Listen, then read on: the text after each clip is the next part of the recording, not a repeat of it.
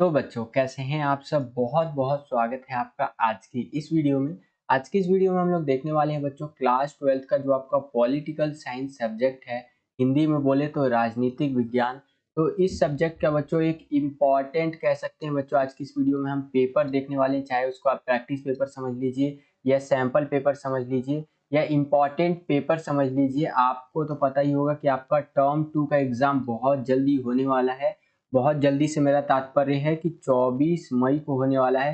24 मई 2022 को होने वाला है। तो इसी एग्जाम के लिए हम लोग क्या कर रहे हैं, आपके लिए एक सीरीज चला रहे हैं जिसके अंदर हम लोग आपको एक सैंपल पेपर कह सकते हैं, प्रैक्टिस पेपर कह सकते हैं, इंपॉर्टेंट पेपर कह सकते हैं इसको, जो कि आपको देने का प्रयास कर रहे हैं। अभी तक मैंने आपको टोटल 9 पेपर दे दिए हैं जो कि बहुत ज़्यादा इंपॉर्टेंट है आपके पेपरों के लिए। ठीक है, अगर आपने इन वीडियोस को नहीं देखा है तो ये वीडियो अभी पहले कंप्लीट देख लीजिए, देन इन वीडियोस को भी आप जरूर देखिएगा। ठीक है, ये हमारा प्रैक्टिस पेपर नंबर 10 है, सैंपल पेपर नंबर 10 है। 10वां पेपर मैं आपको करवा रहा हूँ जो कि आपके 24 तारीख का जो एग्जाम होने वाला है उसमें बहुत ज़्यादा मदद करेगा। और अगर आपको वीडियो पसंद आता है तो वीडियो लाइक जरूर किया कीजिए। मैं देखता हूँ बच्चे आते हैं लेकिन वीडियो लाइक नहीं करते हैं। जितना ज़्यादा आप वीडियो लाइक करेंगे उतना हमारा मोटिवेशन बढ़ता है और वीडियोस को बनाने के लिए। तो चलिए वीडियो को शुरू करते हैं। देखिए, हिंदी में इसको राजनीतिक विज्ञान बोलते हैं, इंग्लिश में बोलते हैं इसको पॉलिटिकल साइंस। ये जो पॉलिटिकल साइंस का आपका पेपर होगा ये 2 घंटे का पेपर होगा बच्चों आपका। और ये पॉलिटिकल साइंस का पेपर जो होगा ये 40 नंबर का आपका ये पेपर आएगा। जो बोर्ड का पेपर होगा कुछ इस तरह से आएगा, आप अपनी स्क्रीन पर देख सकते हैं। जैसे कि यहाँ सीरीज लिखी हुई रहेगी, यहाँ पर सेट लिखा हुआ रहेगा। ये जो मैं आपको सेट करवा रहा हूँ ये सेट 3 है बच्चों। आपको जो सेट मिलेगा वो सेट 1 से लेकर के जो है सो कि 4 तक मिलेगा। इन 4 सेट्स में ही कोई एक सेट आपको मतलब क्वेश्चन पेपर का कोई एक सेट आपको देखने को मिलेगा। ये चारों ही सेट हमने 2 बारी कंप्लीट करवा दी है और तीसरी बारी हमारा कंप्लीट होने वाला है। ठीक है, तो यहाँ पर देख सकते हैं तीसरी बारी हमने शुरू कर दिया है। तो ये इस बारी हम लोग कर रहे हैं पेपर का सेट नंबर 3। ठीक है, और पेपर के अंदर आपको प्रश्न पत्र का कोड भी देखने को मिल जाएगा, यानी कि पेपर का अपना एक कोड नंबर होता है, तो यहाँ पर आप देख ही सकते हैं। उसके बाद नीचे चलिए तो नोट करके कुछ बातें लिखी हुई है यहाँ पर आप देख ही सकते हैं। और जो पॉलिटिकल का पेपर होगा उसके अंदर 13 क्वेश्चंस आपसे पूछे जाएंगे बच्चों।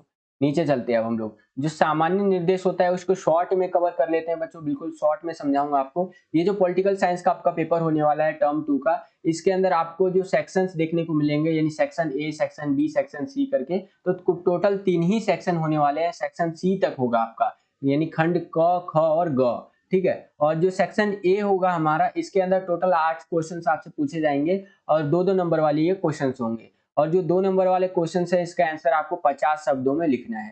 सेक्शन बी की अगर मैं बात करूं तो इसमें 3 क्वेश्चन आपसे पूछे जाएंगे, 3 प्रश्न पूछे जाएंगे और हर एक क्वेश्चन का मतलब 3 क्वेश्चन पूछे जाएंगे 4-4 नंबर वाले। और इन क्वेश्चन का आंसर जो आपको देना है ये जो है सो कि 100 शब्दों में देना है। जो मैप वाला क्वेश्चन होगा यानी कि मानचित्र आधारित प्रश्न होगा उसके लिए आपको अलग से इंस्ट्रक्शंस दिया हुआ रहेगा, उस हिसाब से आपको मैप वाला क्वेश्चन अटेम्प्ट करना है।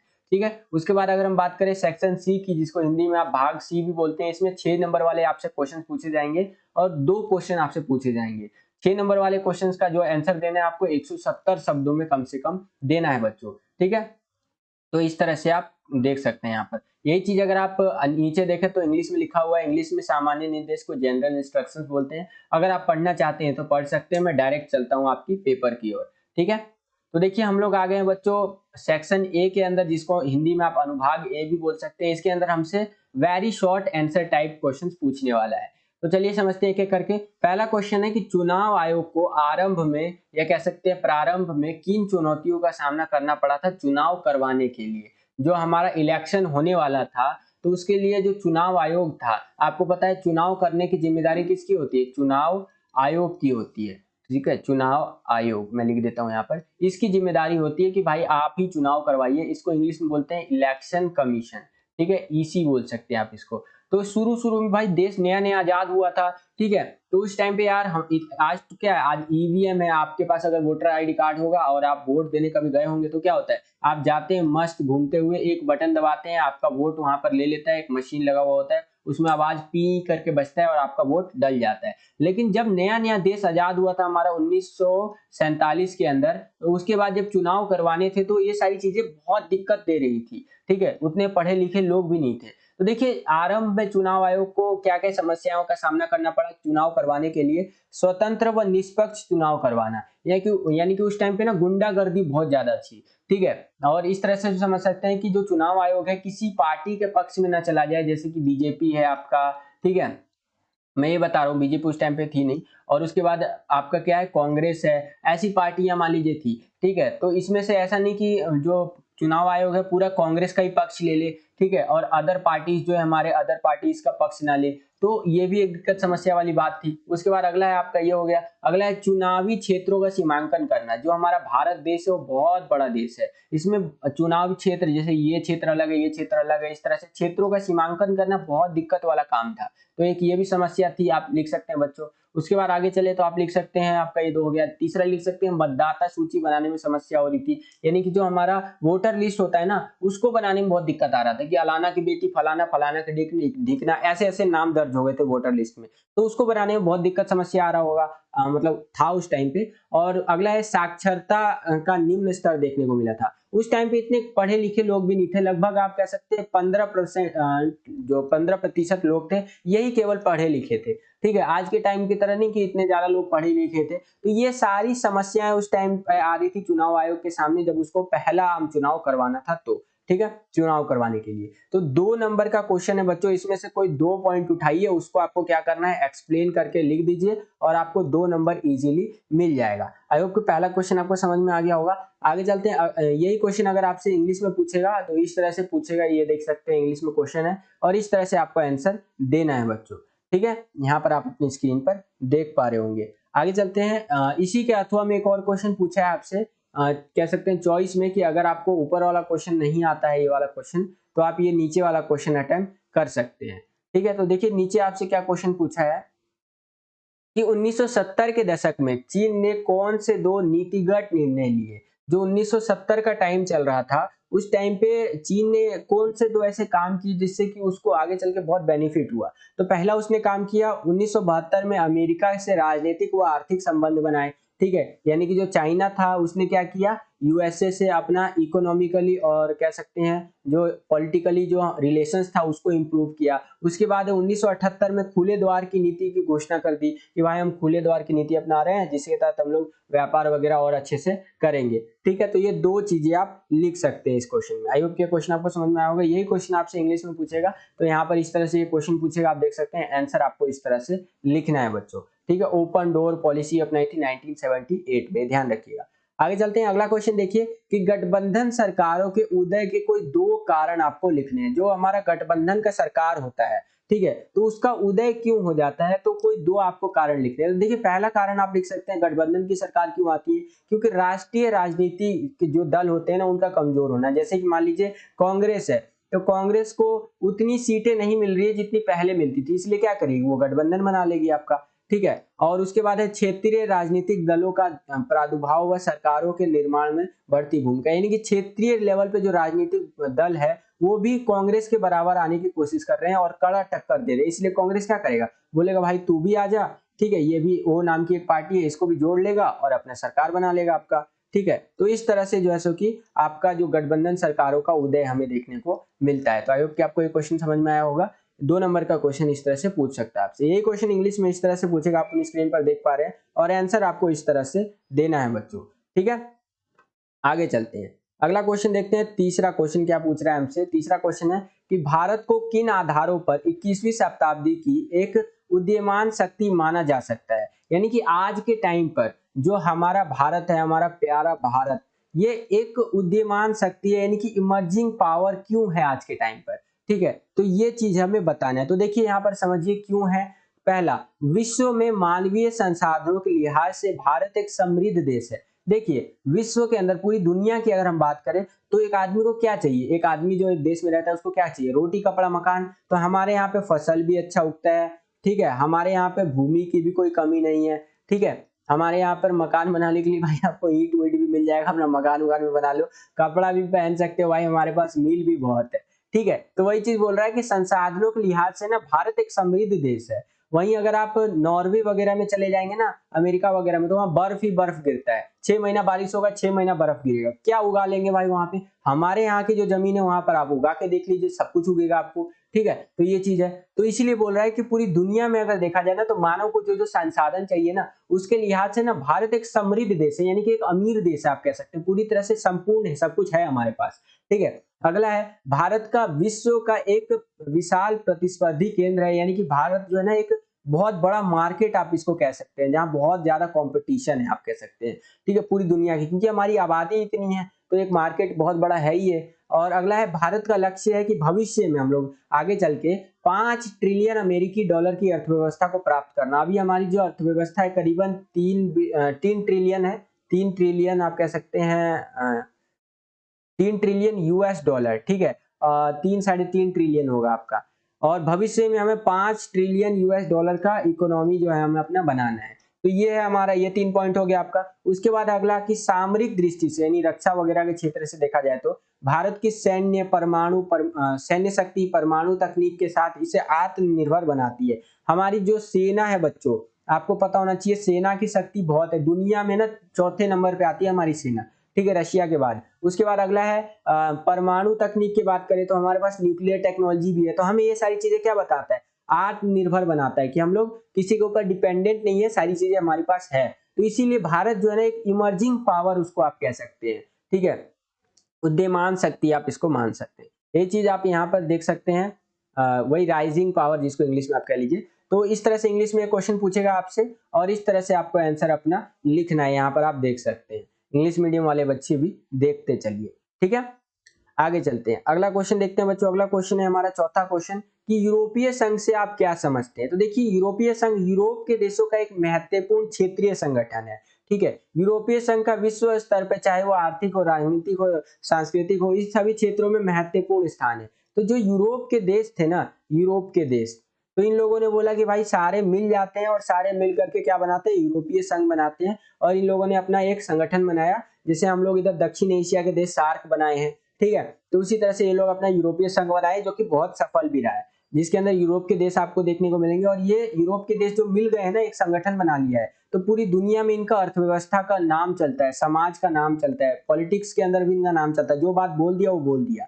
ठीक है, तो ये चीज है। तो इस तरह से आप समझ सकते हैं। यही क्वेश्चन अगर आपसे इंग्लिश में पूछेगा तो कुछ इस प्रकार से पूछेगा कि what do you understand by European union. तो इस तरह से आपको आंसर लिखना है बच्चों। ठीक है, यहाँ पर आप देख सकते हैं। आगे चलते हैं, अगला क्वेश्चन देखते हैं बच्चों। अगला क्वेश्चन है हमारा पांचवा क्वेश्चन कि आसियान क्षेत्रीय मंच से क्या अभिप्राय है। देखिए, आसियान की जो स्थापना हुई थी वो 19 आपका यहाँ पर हुआ था 1967 में हुआ था, ये ध्यान रखिएगा। और जो क्षेत्रीय मंच का स्थापना हुआ था वो 1994 में हुआ था, ये ध्यान रखिएगा। एक पॉइंट याद रखने के लिए बोल रहा हूँ। तो आसियान क्षेत्रीय मंच क्या है, देखिए 1994 में आसियान क्षेत्रीय मंच की स्थापना की गई थी। इसका उद्देश्य था, इसका काम था कि जो आसियान के सदस्य देश है, मेंबर कंट्रीज है, उनकी सुरक्षा और विदेश नीति में जो बैलेंस होता है ना, वो बैलेंस बना करके चले। ठीक है, पूरी तरह से अच्छी तरीके से चल पाए। तो ये था आसियान क्षेत्रीय मंच की स्थापना कब हुई थी और आसियान क्षेत्रीय मंच का उद्देश्य क्या था। तो आई होप कि आपको समझ में आ गया होगा। ये क्वेश्चन अगर आपसे इंग्लिश में पूछेगा तो इस तरह से क्वेश्चन पूछेगा और इस तरह से आपको बताना है कि 1994 में ये जो हमारा हुआ था स्टैब्लिश, और इसका क्या उद्देश्य था, क्या मोटिव था। ठीक है, तो इस तरह से आप लिख सकते हैं इंग्लिश मीडियम में। आगे चले तो अगला क्वेश्चन है हमारा छठा क्वेश्चन कि बामसेफ की स्थापना किस वर्ष हुई थी और बामसेफ जो शब्द है इसका विस्तृत रूप आपको बताना है। तो बामसेफ की जो स्थापना हुई थी 1978 में हुई थी। अगर इसकी फुल फॉर्म की बात करें तो वो होता है backward and minorities communities employees federation. ठीक है, ये इसका फुल फॉर्म है बच्चों। आगे चले, यही क्वेश्चन अगर आपसे इंग्लिश में पूछेगा तो इस तरह से आपसे इंग्लिश में पूछेगा और इस तरह से आपको आंसर देना है बच्चों, आप यहाँ पर देख ही सकते हैं। ठीक है, इंग्लिश मीडियम वाले बच्चे। आगे चलते हैं, अगला क्वेश्चन है हमारा सातवां क्वेश्चन कि भारत के चुनाव आयोग का गठन कब हुआ तथा प्रथम चुनाव आयुक्त कौन बन गए थे हमारे। तो चुनाव आयोग का जो गठन हुआ था जनवरी 1950 के अंदर हुआ था और प्रथम जो चुनाव आयुक्त थे वो शिव कुमार सेन जी थे। ये ध्यान रखिएगा, 2 नंबर में कई बार पूछ लेता है। तो इस तरह से ये इंग्लिश में पूछेगा आपसे, तो यहाँ पर आपको लिख देना है आंसर अपना इंग्लिश में। ठीक है, आगे चलते हैं, अगला क्वेश्चन देखते हैं बच्चों। अगला क्वेश्चन है हमारा आठवां क्वेश्चन कि वैश्वीकरण विकासशील देशों के लिए किस प्रकार लाभप्रद रहा है। यानी कि वैश्वीकरण ने जो विकासशील देश है, ठीक है, उसको किस तरह से फायदा पहुंचाया और पहुंचाया भी है। तो मतलब क्या पहुंचाया है कि नहीं पहुंचाया है। तो इस तरह से आप क्वेश्चन समझ सकते हो। तो देखिए, हाँ, कहा जा सकता है कि वैश्वीकरण ने विकासशील देशों को लाभप्रद रहा है, मतलब उनको फायदा पहुंचाया है। कैसे हमें फायदा पहुंचाया है? या विकासशील देश जो डेवलपिंग कंट्रीज है, जैसे कि इंडिया ले लीजिए, पाकिस्तान ले लीजिए, ठीक है, पाकिस्तान तो खैर पिछड़ा हुआ देश है, उसको छोड़ दीजिए। आप इधर के देश ले लीजिए, चाइना भी पूरी तरह से डेवलप नहीं हुआ है, चाइना भी ले सकते हैं, ठीक है, ये सारी कंट्रीज है। तो कैसे पहुंचाए? विकास में अहम योगदान दिया है। डेवलपमेंट जो हुआ है विकासशील देशों का, उसके अंदर जो आप कह सकते हैं वैश्वीकरण है, उसने अहम योगदान निभाया है, ठीक है। यहाँ पर आप देख सकते हैं इस तरह से, ये रहा, ठीक है। तो डेवलपमेंट में अहम रोल निभाया है। उसके बाद अगला है प्रौद्योगिकी तक पहुंच में आसानी हुई है, यानी कि जो टेक्नोलॉजी है वो हम लोग इजीली एक्सेस कर पाते हैं। जैसे कि मान लीजिए चाइना की कोई कंपनी है, वो कोई प्रोडक्ट बेच रही है, चाइना छोड़िए, मैं आपको यहाँ पर बताता हूँ, एक डेवलप कंट्री का एग्जांपल देता हूँ, यूएसए है। यूएसए का एक प्रोडक्ट है माइक्रोसॉफ्ट का वर्ड, वो लोग बेचते हैं, एक सर्विस है। या वो लोग एप्पल का फोन बेचते हैं, माइक्रोसॉफ्ट छोड़िए, एप्पल का फोन बेचते हैं। एप्पल का फोन भाई वो लोग बेचते हैं, वो हमारे पास क्यों आ पाता है? हम लोग भाई विकासशील देश है, हमारे पास भी वो फोन आ जाता है, हम भी वो फोन क्या करते हैं, खरीद लेते हैं और बोलते हैं कि भाई हमारे पास एप्पल का फोन है। तो ये सारे चीज संभव हो पाया है वैश्वीकरण के कारण, ठीक है। तो इस तरह से आप कह सकते हैं कि वैश्वीकरण ने विकासशील देशों को भी बहुत लाभ पहुंचाया है, ये लाभप्रद रहा है ये विकासशील देशों के लिए, ठीक है। तो यही क्वेश्चन अगर आपसे इंग्लिश मीडियम में पूछेगा तो कुछ इस तरह से पूछेगा, आप अपनी स्क्रीन पर देख पा रहे हैं, ठीक है। How has globalisation been beneficial for developing countries? तो इस तरह से आप लिख सकते हैं यस ये हुआ है, और यहाँ पर आप देख सकते हैं easy to of access to technology, इस तरह से आप लिख सकते हैं इंग्लिश मीडियम में। अब हम लोग आ गए हैं अनुभाग बी, बोले तो सेक्शन बी के अंदर। सेक्शन बी में आपसे 4-4 नंबर वाले क्वेश्चंस पूछे जाएंगे बच्चों। तो चलिए सेक्शन बी का पहला क्वेश्चन देखते हैं। हमारा 9वां क्वेश्चन क्या है, पूछ रहा है हमसे कि पाकिस्तान में लोकतंत्र को कमजोर करने वाले कारण आपको लिखने हैं। देखिए पाकिस्तान एक ऐसा देश रहा है ना, जहां पर 1947 में जैसे कि वो आजाद हुआ, और अभी करंटली 2022 साल चल रहा है, ठीक है। तो अभी तक भी वहां पर जो लोकतंत्र है ना, ये पूरी तरह से मतलब स्थापित नहीं हो पाया, अभी भी वहां लोकतंत्र कमजोर है। तो क्यों कमजोर है, क्या क्या कारण रहे हैं? तो देखिए राजनीति में सेना का हस्तक्षेप देखने को मिलता है। जो पॉलिटिक्स है वहां का, उसमें सेना बढ़ चढ़ के आगे आती है। आप देखेंगे ज्यादातर वहां पर सैनिक शासन आपको देखने को मिलेगा, ठीक है, सैनिक शासन रहता है। और एक चीज मैं आपको और बताता हूँ, एक मतलब ये नोट कर लीजिएगा, मैंने कल का वीडियो में बोला था कि एक जो यूएस डॉलर है, एक यूएस डॉलर, ठीक है, डॉलर जो है पाकिस्तान का लगभग 197 जो रुपया होता है ना, इतने बराबर है, रुपए के बराबर है। रिसेंटली मैंने कल डॉलर टू आईएनआर चेक किया बच्चों, आप शॉक्ड हो जाएंगे, एक दिन के अंदर बच्चों कितना बढ़ गया पता है आपको? 1-2 दिन के अंदर ही देखा मैंने। तो एक यूएस डॉलर अगर आप पाकिस्तान में लेके जाते हैं तो आपको 200 रुपए मिलेंगे पाकिस्तान के, 200 रुपए। यानी कि अगर आप 10 यूएस डॉलर लेके जाते हैं ना तो 2000 रुपए आप हो जाएगा आपका। सोचिए क्या ही बोले इनकी जीडीपी की। खैर तो ये हो गया आपका। आई होप कि इतना आपको समझ में आ गया होगा बच्चों। जो पहला पॉइंट मैंने आपको समझाया है कि वहां पर जो राजनीति है उसके अंदर सेना का हस्तक्षेप देखने को मिलता है, यानी कि जो वहाँ की मिलिट्री है वो बहुत ज्यादा अहम रोल निभाती है वहाँ की पॉलिटिक्स में। राजनीति में कट्टरपंथी धार्मिक नेताओं का दबदबा देखने को मिलता है। आपको पता है जो आपका पाकिस्तान है वो एक इस्लामिक कंट्री है, तो वहां पर जो राजनीति है ना, वहां पर धर्म गुरु जो होते हैं ना, जैसे मौलवी वगैरह, इन सब का हस्तक्षेप देखने को मिलता है। वो जिस पार्टी के लिए बोल देते हैं कि इस पार्टी को वोट दो, तो जनता उसी को वोट देती है, ठीक है। तो एक ये कारण है जिस कारण से जो पाकिस्तान में लोकतंत्र है वो कमजोर रहा है। अगला है विदेशी ताकतों का हस्तक्षेप देखने को मिलता है। विदेशी ताकतें जैसे कि यूएसए जैसी कंट्रीज जो है ना, अपने हिसाब से डोमिनेट करते हैं, वहां पर पाकिस्तान को डोमिनेट करते हैं, अपने हिसाब से वहां की पॉलिटिक्स को चलाते हैं, ठीक है। तो एक ये कारण है जिससे कि यूएसए वगैरह और जो डेवलप कंट्रीज है उनको फायदा होता है इस चीज से कि पाकिस्तान में लोकतंत्र स्थापित नहीं हो पाता है इस कारण से, या कमजोर रहता है। तो अगला है राजनीतिक दलों एवं नेताओं का स्वार्थ भी देखने को मिलता है। ये लोग स्वार्थी है, वहाँ के जो राजनीतिक दल है, जितने भी पॉलिटिकल पार्टीज है, जो भी वहाँ के लीडर्स है ना, वो सभी एक तरह से स्वार्थी है, कह सकते हैं भ्रष्ट है बिल्कुल भाई। इसीलिए पाकिस्तान में लोकतंत्र पूरी तरह से स्थापित नहीं हो पाया, कमजोर रहा है, ठीक है। तो इस तरह से आप आंसर लिख सकते हैं। यही क्वेश्चन अगर आपसे इंग्लिश में पूछेगा तो इस तरह से पूछेगा क्वेश्चन आपसे, और इस तरह से आपको आंसर देना है। इसी को आपको एक्सप्लेन करके लिख देना है, तो आपको इजीली नंबर मिल जाएगा। 4 नंबर का क्वेश्चन है तो 100 शब्दों में आसानी से लिख सकते हैं आप, ठीक है। आगे चलते हैं। अगला क्वेश्चन है हमारा 10वां क्वेश्चन कि मंडल आयोग की सिफारिशों के लागू करने के क्या परिणाम हुए। मंडल कमीशन जो हमारा था उसने जो रिकमेंडेशंस दी थी, तो उसको जब इम्प्लीमेंटेशन किया गया सिफारिशों को लागू किया गया तो उसके क्या क्या परिणाम देखने को मिले। तो उत्तर भारत में हमें हिंसक प्रदर्शन देखने को मिला। जो छात्र थे ना वो लोग हड़ताल पे चले गए, धरना प्रदर्शन करने लग गए, सरकारी जो संपत्ति थी उसको नुकसान पहुंचाने लग गए। जैसे ये मंडल आयोग का जो सिफारिश था वो लागू हुआ, उसके बाद बेरोजगार युवाओं व छात्रों द्वारा आत्मदाह की मतलब आत्मदाह की गई। आत्मदाह मतलब ये आदमी है कोई या कोई छात्र है वो खुद को ही आग लगा लेता है, तो वही आत्मदाह होता है किसी चीज का विद्रोह करने के चक्कर में। इसे आगे देखें तो इसे समानता के सिद्धांत के खिलाफ माना गया, यानी कि जो मंडल आयोग की सिफारिशें थी ना उसको जो बोला गया कि भाई ये समानता के खिलाफ है, आप इतनी प्रतिशत सीटें उनके लिए आरक्षित कर दोगे तो जनरल वाले कहाँ जाएंगे भाई। तो इन्हीं सब चीजों को लेकर के दंगे, धरना प्रदर्शन, हड़ताल वगैरह देखने को मिला था। ठीक है, तो इस तरह से आपको इसका आंसर लिख देना था। यही क्वेश्चन आपसे अगर इंग्लिश में पूछेगा तो इस तरह से आपसे इंग्लिश में पूछेगा, आप यहाँ पर देख सकते हैं, और आंसर आपको इस तरह से लिखना है बच्चों, आप अपनी स्क्रीन पर देख सकते हैं, इस तरह से आपको आंसर लिखना है। आगे चलते हैं, अगला क्वेश्चन। अब हम लोग आ गए हैं मैप वाले क्वेश्चन में, जिसमें आपसे मैप पूछ रखा है। ये मैप हमने पहले भी कर रखा है। पहला है आपका क्वेश्चन पूछा है मैप में कि भारत का वह पड़ोसी देश जिसकी अर्थव्यवस्था भी खतरे में, ये मैंने आपको रिसेंटली ऐड किया है आपके लिए। वह पड़ोसी देश कौन सा है जिसकी अर्थव्यवस्था खतरे में है? तो हमारा पड़ोसी देश है श्रीलंका, यहाँ पर आपकी अर्थव्यवस्था खतरे में है। तो पहले का आपका हो जाएगा सी। ठीक है, फर्स्ट क्वेश्चन जो है आपका उसका आंसर हो जाएगा सी। तो यहाँ पर आप उत्तर पुस्तिका जो है आपका आंसर सीट उसमें ऐसे लिखेंगे, क्रम संख्या 1 जो संबंधित अक्षर है मैप के अंदर सी, और आंसर है हमारा देश का नाम वो है श्रीलंका। उसके बाद अगला क्वेश्चन है हमारा, यही क्वेश्चन इंग्लिश में पूछेगा तो इस तरह से पूछेगा, आप यहाँ पर देख सकते हैं।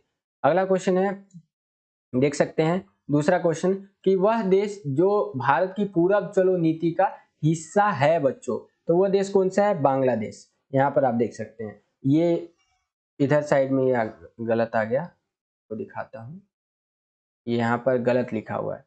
ठीक है, ये इधर होगा सही। ठीक है, ये डी होगा हमारा इसका, तो दूसरे का डी है हमारा, दूसरे का आंसर हमारा डी है। तो उसके बाद यहाँ पर आप लिख देंगे दूसरा क्वेश्चन का आंसर डी है, और बांग्लादेश यहाँ पर देश का नाम। आगे चलते हैं, अगला क्वेश्चन देखते हैं बच्चों। अगला क्वेश्चन है यहाँ पर, ये क्वेश्चन इंग्लिश में भी आप देख सकते हैं। अगला तीसरा क्वेश्चन है कि दक्षिण एशिया के चारों तरफ से भूमि से घिरा हुआ देश कौन सा है? लैंड लॉक कंट्री कौन सा है?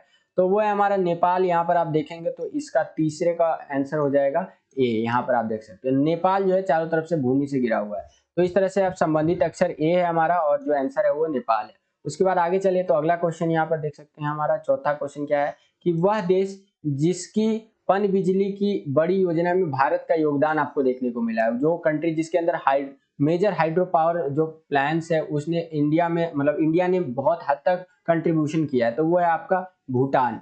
ये बी आपको भूटान आ जाएगा चौथे का आंसर। ठीक है, तो इस तरह से आप लिख सकते हैं चौथा, ये तीसरा हो गया था। चौथा क्वेश्चन जो इसका संबंधित अक्षर मैप के अंदर बी है, और आंसर हो जाएगा भूटान बच्चों। ठीक है, तो इस तरह से आप लिख सकते हैं। आई होप कि इतना आपको समझ में आ गया होगा बच्चों। आगे चलते हैं, अब हम लोग आ गए हैं बच्चों सेक्शन सी के अंदर, जिसको हिंदी में आप अनुभाग सी भी बोलते हैं। सेक्शन सी में आपसे बच्चों ध्यान रखिएगा 6 नंबर वाले क्वेश्चंस पूछे जाएंगे। ठीक है, तो चलिए समझते हैं सेक्शन सी के क्वेश्चंस को बच्चों। सेक्शन सी का पहला क्वेश्चन है कि एक आर्थिक समुदाय के रूप में बने यूरोपीय संघ ने एक राजनीतिक संगठन का रूप कैसे ले लिया है, वो आपको बताना है। तो देखिए, यूरोपीय संघ जो बना था वो एक आर्थिक समुदाय के रूप में बना था, तो उसने राजनीतिक संगठन का रूप कैसे ले लिया है वो आपको बताना है। तो उत्तर है यूरोपीय संघ एक राज्य की भांति है, जिसका अपना झंडा है, अपना देश है, अपना राष्ट्रीय गान है, अपना स्थापना दिवस है। यानी कि यूरोपीय संघ जो है ना एक देश की तरह है, एक अखंड देश की तरह है, जिसका अपना झंडा है, अपना राष्ट्रीय गान है, अपना स्थापना दिवस है। तो एक ये कारण लिख सकते हैं। अगला है यूरोपीय संसद के गठन के कारण। तीसरा है आपका सोवियत संघ के विघटन के बाद 1992 में यूरोपीय संघ का गठन हुआ था, ये भी आप लिख सकते हैं। उनकी एक मुद्रा है यूरो मुद्रा, समान विदेश नीति है, फॉरेन पॉलिसी सेम है, सुरक्षा नीति जो सिक्योरिटी के लिए जो नीति वगैरह है ये सारी चीज सेम है, न्याय एवं घरेलू मामलों में आपसी सहयोग से वो चीजें कर लेते हैं। ठीक है, तो इस तरह से आप आंसर लिख सकते हैं। काफी कह सकते हैं मोस्ट इंपॉर्टेंट कह सकते हैं क्वेश्चंस की श्रेणी में आता है आपका ये क्वेश्चन जो मैं अभी आपको करवाया है। ठीक है, तो ध्यान से इसको आंसर आप देख लीजिए। और यही क्वेश्चन अगर आपसे इंग्लिश में पूछेगा तो इस तरह से पूछेगा, आप अपनी स्क्रीन पर देख पा रहे हैं, और आंसर जो आपको लिखना है वो इस तरह से लिखना है बच्चों। ठीक है, ये रहा आपके सामने आंसर। इंग्लिश मीडियम वाले बच्चे ध्यान से देख लीजिए। ठीक है, चलिए आगे चलते हैं। अब इसी के अथवा में एक क्वेश्चन पूछा है आपसे, अगर आपको ऊपर वाला क्वेश्चन जो आपसे ऊपर ये क्वेश्चन पूछा गया नहीं आता तो ये नीचे वाला क्वेश्चन आप अटेम्प्ट कर सकते हैं। तो इसी का अथवा में जो क्वेश्चन पूछ रहा है उसको ध्यान से समझते हैं कि दक्षिण एशिया में जो दक्षिण एशिया है ना उसके क्षेत्र में शांति और सहयोग को कैसे बढ़ावा दिया जा सकता है, तो वो आपको बताना है बच्चों। तो इसका आंसर समझते हैं बच्चों। इस क्वेश्चन का आंसर देखिए कैसे हम लोग बढ़ावा दे सकते हैं। तो दक्षिण एशिया के अंदर कौन कौन से देश आते हैं, बांग्लादेश आता है, भूटान आता है, भारत आता है, मालदीव आता है, नेपाल, पाकिस्तान, श्रीलंका, ये सारी चीजें सारे देश बेसिकली शामिल है। ठीक है, अब समझते हैं ध्यान से चीजों को, जो समझने वाली बात है। मेरे विचार में इस क्षेत्र में शांति और सहयोग को बढ़ावा दिया जा सकता है। कैसे बढ़ावा दे सकते हैं हम लोग, देखिए दक्षिण एशिया के यह सभी देश मुक्त व्यापार पर सहमत हो, यानी कि सारे देश मिल करके ना एफटीए साइन करें। एफटीए लिख देता हूं मैं, एफटीए।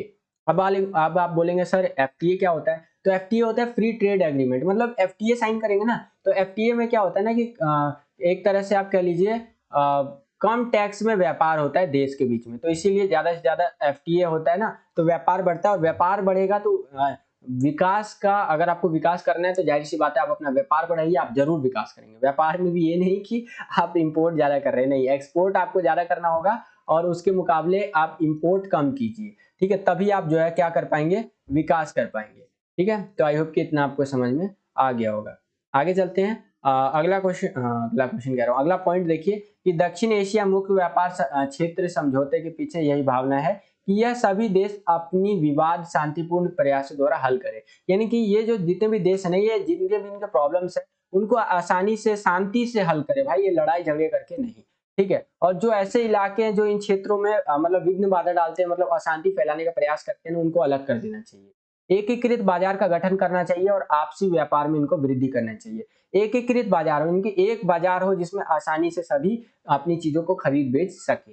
ठीक है, तो इस तरह से आप इसका आंसर लिख सकते हैं। ये क्वेश्चन अगर आपसे इंग्लिश में पूछेगा तो क्वेश्चन देख सकते हैं इस तरह से पूछेगा बच्चों, और जो आपको आंसर देना है बच्चों, यहाँ पर आप देख सकते हैं नीचे आपको आंसर दिख रहा होगा, इस तरह से आपको आंसर लिखना है। यहाँ पर आप देख सकते हैं कि कैसे जो है सो कि यहाँ पर बढ़ावा दिया जा सकता है, तो इस तरह से इंग्लिश में आंसर आप लिख सकते हैं बच्चों। आगे चलते हैं, अगला क्वेश्चन है हमारा 13वां क्वेश्चन कि आपातकाल को भारतीय लोकतंत्र के इतिहास में काले अध्याय के रूप में क्यों देखा जाता है, ये आपको विश्लेषण करना है।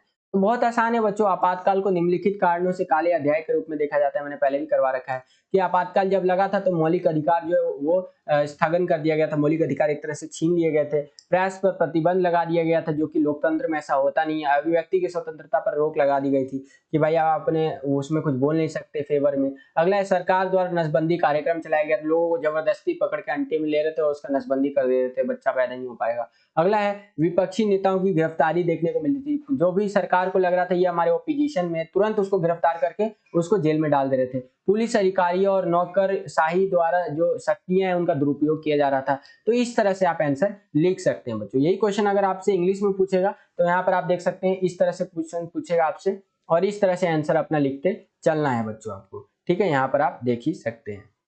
ठीक है, इसी के अथवा में आप यहाँ पर देख सकते हैं बच्चों, इसके अथवा में एक क्वेश्चन पूछा है कि आपको ऊपर वाला ये जो क्वेश्चन है ये नहीं आता, तो आप नीचे वाला ये जो क्वेश्चन आपसे पूछा है ये अटेम्प्ट कर सकते हैं। तो इसके अथवा में जो 13वें का अथवा है उसमें जो क्वेश्चन है उसका आंसर समझते हैं। देखिए इसमें एक बच्चे ने कमेंट करके पूछा था कि सर भारत और पाकिस्तान के बीच में जो विवाद के मुद्दे हैं वो तो आपने बता दिए कि क्या क्या विवाद है। कश्मीर का विवाद है, सीज फायर का विवाद है, नदी जल बंटवारे को लेकर के विवाद है, सियाचिन ग्लेशियर को लेकर के विवाद है, पुलवामा कह रहा हूँ वो तो अलग है। ठीक है, तो ये सारी चीजों को लेकर के विवाद है, लेकिन सहयोग के क्या क्या मुद्दे हैं दोनों देशों के बीच में, अगर सहयोग वाला क्वेश्चन आ जाएगा कि सहयोग को कैसे बढ़ावा दिया जा सकता है, ये सहयोग के क्षेत्र बताएं, तो कैसे लिखेंगे। तो उस क्वेश्चन का आंसर मैं आपको यहाँ दे देता हूँ बच्चों, ध्यान से समझिए, इसी क्वेश्चन में आपको उसका भी आंसर मिल जाएगा। भारत और पाकिस्तान के संबंध जो रिलेशन है उन पे आपको प्रकाश डालना है, रोशनी डालनी है। तो रोशनी डाल देते हैं भारत और पाकिस्तान के संबंधों पे। एक छोटी सी भूमिका है 6 नंबर के क्वेश्चन के लिए कि भारत और पाकिस्तान के संबंधों की बात करें ना, तो पाकिस्तान के निर्माण के बाद से ही भारत और पाकिस्तान के जो संबंध है वो काफी खराब रहे हैं। लेकिन समय समय पर जो अलग अलग सरकारें आई है वो सरकारों ने कोशिश किया है कि भारत और पाकिस्तान के जो संबंध है उनको ठीक किया जाए। जैसे कि अटल बिहारी वाजपेयी की जब सरकार थी तो उन्होंने कोशिश किया था कि पाकिस्तान के साथ संबंध ठीक किया जाए। ठीक है, वहां पर नवाज शरीफ की जो सरकार थी उन्होंने भी कोशिश किया था। तो समय समय पर जो सरकारें आई हैं दोनों देशों में, उन्होंने कोशिश किया संबंधों को सुधारने का। ठीक है, तो इस तरह से एक छोटी सी भूमिका बताई मैंने आपको। अब देखिए भारत और पाकिस्तान के बीच में संघर्ष क्या क्या देखने को मिलता है। सबसे पहला संघर्ष तो ये है कि 4 युद्ध हो चुके हैं अभी तक। सबसे बड़ा संघर्ष ये 4 युद्ध, पहला हुआ 47 का, फिर 65 का, फिर 71 का, फिर 99 का, ये 4 युद्ध तो दे चुके हैं। पहला लिख सकते हैं ये। और क्या क्या संघर्ष होता है दोनों देशों के बीच में, तो हथियारों की होड़ लगी हुई रहती है, ठीक है, जिससे क्या होता है हथियारों की होड़ में पाकिस्तान की सेना सोचती है जितना ज्यादा से ज्यादा हथियार खरीद ले हम लोग। आतंकवाद का मुद्दा देखने को मिलता है दोनों देशों में कि भाई पाकिस्तान में आतंकवाद, ये ग्लोबल हब है पाकिस्तान आतंकवाद का, ठीक है, वहां पर आतंकवादी पैदा ही होते हैं, ठीक है, तो इसीलिए एक मुद्दा ये बहुत है, आप कह सकते हैं। अगला है सियाचिन ग्लेशियर विवाद भी देखने को मिलता है, ठीक है, सियाचिन को लेकर के विवाद देखने को मिलता है, वहां पर जो ग्लेशियर है, तो ये सारे विवादित इस क्षेत्र है। अब हम लोग बात करें सहयोग वाले क्षेत्र कौन कौन से, दोनों देश सहयोग कैसे अपना बढ़ा सकते हैं, कह सकते हैं। तो देखिए सांस्कृतिक क्षेत्र में कैसे सहयोग बढ़ा सकते हैं दोनों देश, फिल्मों को, गानों को, नाटक को इत्यादि को दोनों देशों में अलाउ होना चाहिए, हमारे देश की फिल्में वहां पर अच्छे से दिखानी चाहिए, बैन नहीं करना चाहिए, जिससे कि जो संस्कृतियां हैं उनका आदान प्रदान हो। हमारे यहाँ के गाने, ये अरिजीत सिंह के गाने वहां पर सुनाओ भाई, क्या दिक्कत है, ठीक है, जिससे कि संस्कृतियां आपस में मेल करे, ठीक है, एक ये सहयोग का क्षेत्र है। अगला खेल के क्षेत्र में भी हम लोग क्रिकेट वगैरह, हॉकी वगैरह में दोनों देश के जो लोग हैं वो खेलना पसंद करते हैं, तो इस क्षेत्र में दोनों देश मिलकर के काम कर सकते हैं, ठीक है। व्यापार के क्षेत्र में अगर हम बात करें तो कपास खरीद सकते हैं, एक दूसरे से बेच सकते हैं, प्याज, सॉफ्टवेयर इत्यादि का भी खरीद बेच हो सकता है, इससे व्यापार के क्षेत्र में बढ़ोतरी देखने को मिलेगा, ये सहयोग वाले क्षेत्र है। गरीबी उन्मूलन, विकास, लोकतंत्र की दृढ़ता इत्यादि के लिए दोनों देश जो है में सहयोग वृद्धि की आवश्यकता है इत्यादि, ठीक है।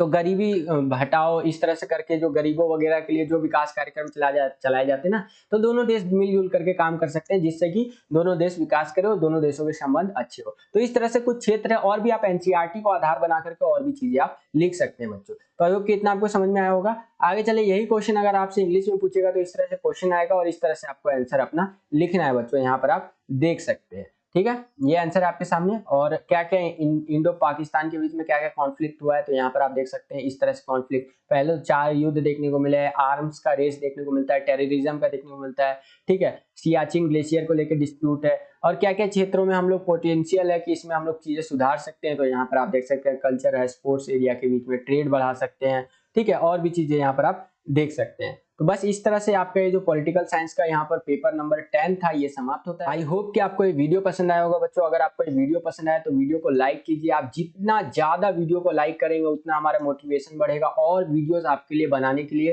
ताकि आपका जो टर्म 2 का एग्जाम होने वाला है 24 तारीख को, उसके अंदर आपको बहुत ज्यादा हेल्प मिले। जैसे कि जियोग्राफी में हमने जो पेपर्स बनाए थे उसमें से 99% जो क्वेश्चन आए थे ना जियोग्राफी का टर्म 2 का पेपर में, वो हमारे ही द्वारा जो 15 पेपर दिया गया था उसी के अंदर से आया था। तो जितने भी हमारे द्वारा वीडियो डाली जा रही है उनको लाइक जरूर कीजिए। अगर आप हमारे चैनल पर नए आ गए और हमारे चैनल को सब्सक्राइब नहीं किया है तो चैनल को सब्सक्राइब कर लीजिए, बगल में आपको बेल का आइकन देखने को मिलेगा, इसको प्रेस करके ऑल पे क्लिक कर लीजिए। इससे क्या होगा, हमारे चैनल पर जितने भी नए वीडियोस आएंगी उसका नोटिफिकेशन सबसे पहले आपको मिल जाया करेगा। आज के लिए इतना ही बच्चों, मिलता हूं आपसे अगली और एक्साइटिंग वीडियो में, तब तक के लिए खुश रहिए, खुश रखिए सभी को। जय हिंद, वंदे मातरम।